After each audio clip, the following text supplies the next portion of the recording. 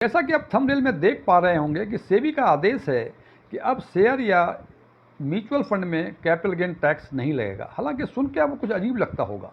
इस पर आगे चर्चा करने के पहले हम थोड़ी इस बात पे बात कर लें कि कैपिटल गेन क्या होता है और कैसे क्रिएट होता है। तो इनकम टैक्स एक्ट के सेक्शन 45 के अनुसार यदि किसी कैपिटल एसेट्स में राइट्स का ट्रांसफर, अपने अधिकार का यदि ट्रांसफर होता है, मान लीजिए कि आपका अधिकार है ए और ये अधिकार दे दिया आपने बी को, और इस प्रक्रिया में जो भी गेन या लॉस होगा उसको कैपिटल गेन या कैपिटल लॉस कहते हैं और अकॉर्डिंगली आपको टैक्स देना पड़ेगा। लेकिन इसके आगे एक सवाल ये होता है कि ट्रांसफ़र ऑफ राइट्स, ट्रांसफ़र आखिर बोलते किसको हैं? तो इनकम टैक्स एक्ट के सेक्शन 47(2) में लिखा हुआ है, यदि कैपिटल एसेट्स का सेल हो, एक्सचेंज हो, रिलिक्विशमेंट में हो या एक्सटिंग्विश ऑफ राइट हो या कोई कंपलसरी एक्विजिशन हो। इसका मतलब यदि आपने बेचा या आपने एक्सचेंज किया यानी एक चीज़ दिया दूसरा चीज़ लिया, रिलिक्विशमेंट यानी आपने अधिकार छोड़ा, और इन्वेस्टमेंट का मतलब होता है कि आपका अधिकार अपने आप ही समाप्त हो गया या किसी एसेट्स का कंपलसरी एक्विजिशन किया गया और इस प्रक्रिया में राइट्स का ट्रांसफ़र होता है और इसको ट्रांसफ़र माना जाएगा। और इस प्रक्रिया पूरा करने के बाद यदि कोई कैपिटल गेन क्रिएट होता है तो कैपिटल गेन माना जाएगा और अकॉर्डिंगली उस पर आपको टैक्स देने पड़ेंगे।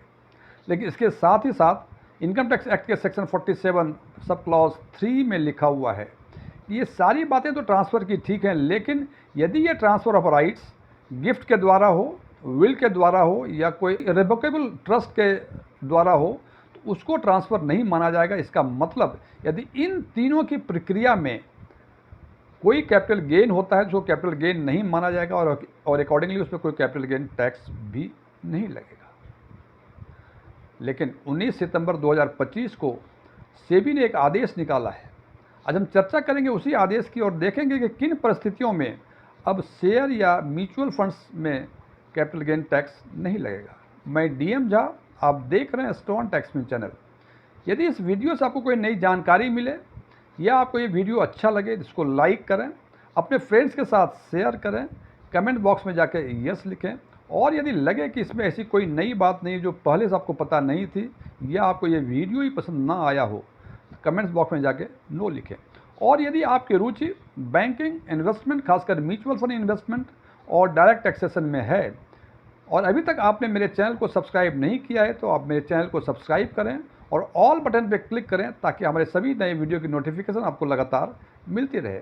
यह जो मैं प्रेरित करता हूं अपने व्यूअर्स को यस और नो लिखने के लिए, इसका एक ही उद्देश्य है कि मैं यह जानना चाहता हूं कि जो वीडियो मैं अपने व्यूअर्स के लिए बनाया करता हूं वो उनके लिए उपयोगी है या उपयोगी नहीं है।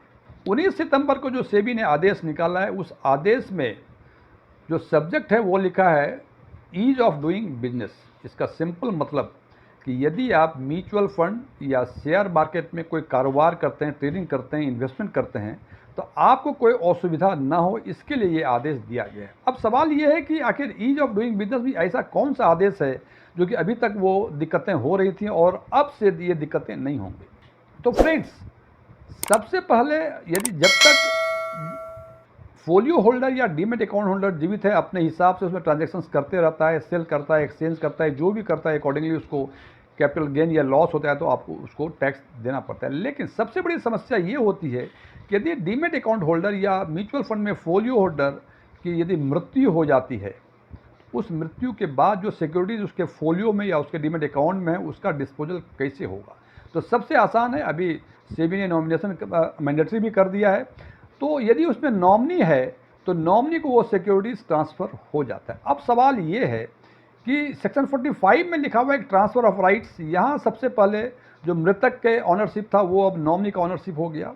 तो सेक्शन 47(3) में ये माना गया है कि इसको ट्रांसफ़र नहीं कहेंगे बल्कि इसको ट्रांसमिशन बोलते हैं, यानी कि यदि जो मृतक खातेदार हैं उसकी सिक्योरिटीज यदि नॉमिनी को ट्रांसफ़र होती है तो वो ट्रांसमिशन होगी, ट्रांसफ़र नहीं होगी। क्योंकि ट्रांसफ़र नहीं होगी तो उस पर कोई कैपिटल गेन टैक्स क्रिएट नहीं होगा और ना ही उसको कैपिटल गेन टैक्स देना पड़ेगा। यहाँ बात तो स्थिति ठीक है जनाब कि मृतक के खाते से नॉमिनी को सिक्योरिटीज ट्रांसफ़र हो गई, लेकिन जैसा कि आप जानते हैं कि नॉमिनी उस सिक्योरिटीज़ का मालिक नहीं होता है बल्कि वो उसका कस्टोडियन होता है और यह उसकी ड्यूटी होती है कि वो उस सिक्योरिटीज़ के उस मृतक खातेदार के जो लीगल हीयर्स हैं उनको दे दे, सौंप दे। अब यदि नॉमिनी उस मृतक खाते के सिक्योरिटीज़ को उसके लीगल ईयर तक ट्रांसफ़र करना चाहता है तो ये सेक्शन 45, सेक्शन 47 का सब क्लॉज 2 और सेक्शन 47 का सब क्लॉज 3 के हिसाब से वो अभी तक माना जा रहा था कि वो ट्रांसफ़र माना जाएगा।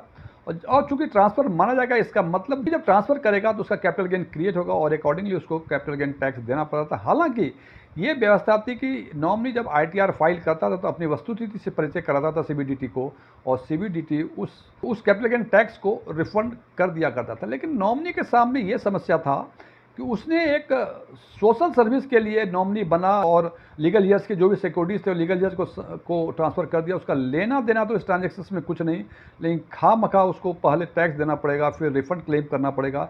इस झंझट में वो क्यों पड़े? इन चीज़ों को देखते हुए, चूँकि ईज ऑफ डूइंग बिजनेस की बातें हो रही हैं, तो सेबी ने सीबीडीटी के साथ एक वर्किंग ग्रुप फॉर्म किया और वर्किंग ग्रुप ने एक रिकमेंडेशन दिया है, जिस रिकमेंडेशन में ये कहा गया है कि अब से नॉमिनी यदि लीगल ईयर्स को सिक्योरिटीज ट्रांसफ़र करता है तो उस ट्रांसफर्स को ट्रांसफ़र नहीं माना जाएगा, बल्कि इसको भी ट्रांसमिशन माना जाएगा। लेकिन इसके लिए जो रीजन ऑफ ट्रांसफ़र है उसमें लिखना पड़ेगा TLH, यानी ट्रांसफ़र टू लीगल ईयर। इससे क्या होगा, अब मृतक खाते से नॉमिनी में ट्रांसफ़र हुआ, कोई टैक्स नहीं, कोई कैपिटल गेन नहीं, और अब से नॉमिनी यदि ट्रांसफ़र करता है उसके लीगल ईयर को तो भी कोई कैपिटल गेन क्रिएट नहीं होगा, और चूँकि कैपिटल गेन क्रिएट नहीं होगा इसलिए उसको कोई कैपिटल गेन टैक्स नहीं देना पड़ेगा। लेकिन ये कंडीशन है कि आपको रीजन ऑफ ट्रांसफ़र में TLH यानी ट्रांसफ़र टू लीगल ईयर लिखना पड़ेगा। फ्रेंड्स, ये वीडियो क्लोज होने के पहले मैं एक डिस्क्लेमर देना चाहता हूँ कि मैं कोई म्यूचुअल फंड एडवाइज़र नहीं हूँ, ना ही मैं कोई टैक्स एक्सपर्ट हूँ। ओपन डोमेन में जो भी इन्फॉर्मेशन अवेलेबल होती हैं उसके आधार पर मैं आम लोगों के लिए आम वीडियो बनाया करता हूँ। Thank you.